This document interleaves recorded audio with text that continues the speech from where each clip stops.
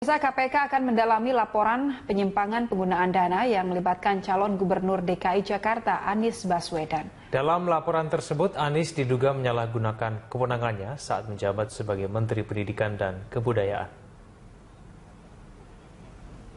Juru bicara KPK, Febri Diansyah, membenarkan adanya laporan yang masuk ke KPK terkait dengan dugaan penyimpangan dana pada pameran Frankfurt Book Fair 2015. Secara substansi, KPK belum dapat memberikan keterangan karena laporan ini masih dalam fase awal.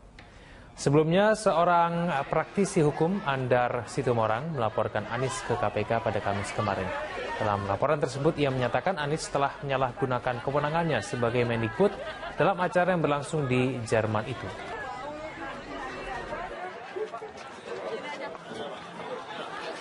Ya, kami mendapat informasi memang ada pelaporan tersebut dan tentu saja seperti semua pelaporan yang ada itu akan kita telaah.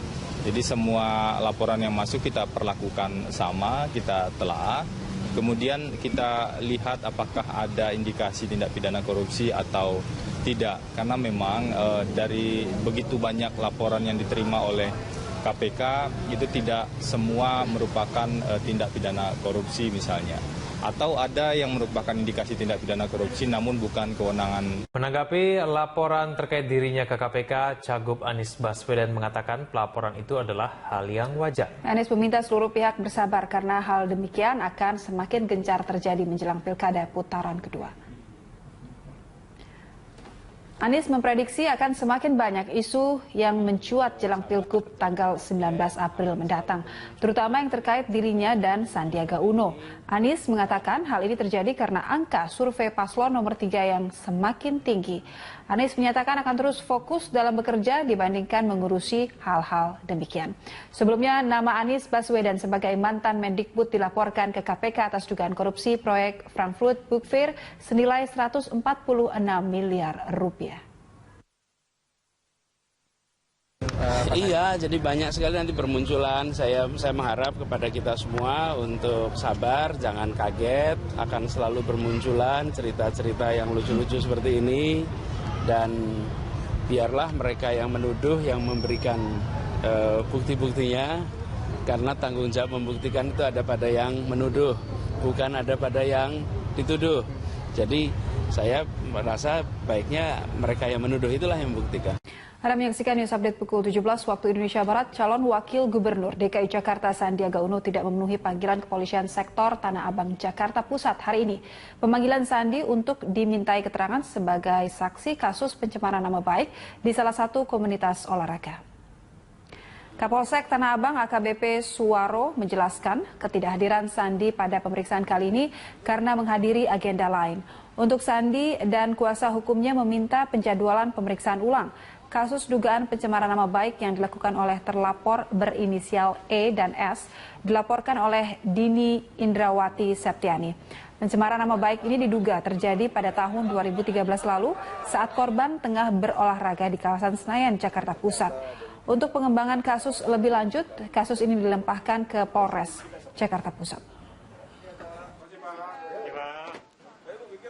Dari pihak pengacara sudah menyampaikan minta ditunda waktu. Nanti kita komunikasikan antara penyidik dengan pengacara dari pihak pengacara. Waktunya belum ditentukan. Nanti sebentar, nanti kita komunikasikan. Nanti kalau memang ada perkembangan kita sampaikan. Sementara itu, tim advokasi Jakarta Bersih atau TAJI pada Kamis sore mendatangi kantor Bawaslu DKI Jakarta. Kedatangan tim advokasi Jakarta Bersih ini untuk melaporkan pasangan Anies Sandi atas kampanye janji 1 hingga 3 miliar rupiah di setiap RW di Jakarta. Pelaporan tim TAJI terhadap pasangan Anies Sandi ini dipicu dari janji kampanye 1 hingga 3 miliar rupiah di setiap RW di Jakarta pada saat deklarasi di markas Komando GL Pro di kawasan Jakarta Timur beberapa waktu lalu. Tim TAJI menilai bahwa paslon Anies Sandi diduga telah melakukan politik uang dan tidak sesuai dengan laporan program tim kampanye Anies Sandi ke KPU DKI Jakarta. Tim advokasi Jakarta Bersih mendesak petugas Bawaslu DKI Jakarta untuk segera menyelidiki kasus tersebut agar dalam putaran kedua Pilkada DKI Jakarta tidak diwarnai aksi politik uang. Proses secara hukum karena menurut kami ini merupakan tindak pidana murni, tindak pidana yang masuk dalam Undang-Undang Pilkada. Pasal 73 ayat 1 dan 2 dengan tegas mengatakan bahwa setiap calon yang menjanjikan uang itu masuk ranah pelanggaran tindak pidana pilkada. Menjelang pemilihan gubernur dan wakil gubernur DKI Jakarta putaran kedua, rencana calon gubernur Basuki Cahayapurnama akan belusukan dan calon wakilnya yaitu Jarod Saiful Hidayat hari ini kembali ke kampung halamannya di Blitar. Sementara itu, calon wakil gubernur Sandiaga Uno tidak hadir di jadwal sosialisasi dengan warga di Menteng. Untuk informasi selengkapnya akan disampaikan oleh Clara Alverina dan juga Minanti Rohanta langsung dari Jakarta. Pertama kita akan terhubung terlebih dahulu dengan Clara Alverina. Clara, apa agenda kampanye Ahok dan Jarod hari ini? Ya, Ani, rencananya nanti siang calon gubernur DKI Jakarta Basuki Cahayapurnama akan melakukan belusukan. Meski demikian kami masih belum mendapatkan konfirmasi lebih lanjut terkait dengan rencana belusukan Ahok ini. Sudah memasuki hari keempat putaran kedua kampanye putaran kedua Pilkada DKI Jakarta. Namun memang jika dibandingkan dengan pasangan calon lainnya Anies dan Sandi, Ahok dan Jarod intensitas untuk berkampanye dan belusukannya memang lebih sedikit jika dibandingkan dengan Anies Sandi.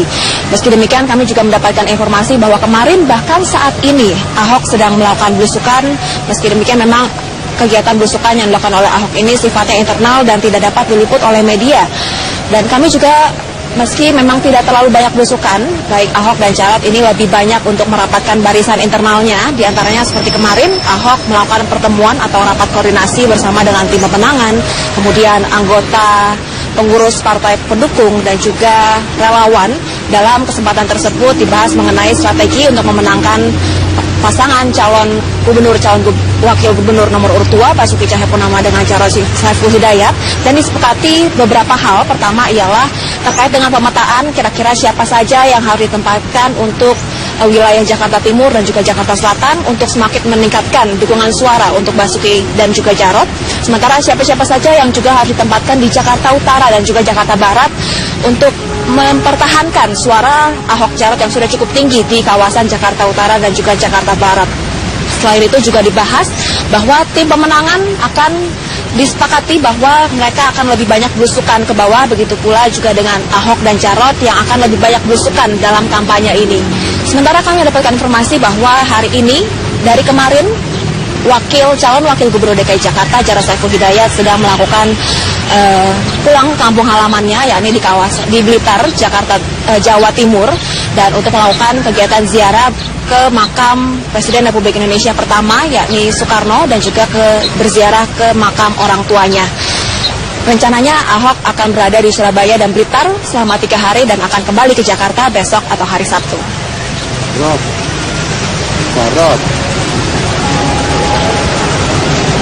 Ani. Baik, Clara, saya akan menyapa rekan Minanti. Minanti, apa penyebab Sandi tidak datang di sosialisasi warga?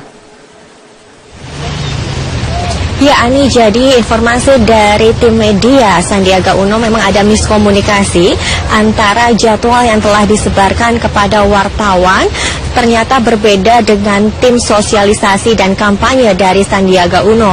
Karena Sandiaga Uno sebenarnya tidak mengetahui ada jadwal sosialisasi di Menteng, Sukabumi, Gang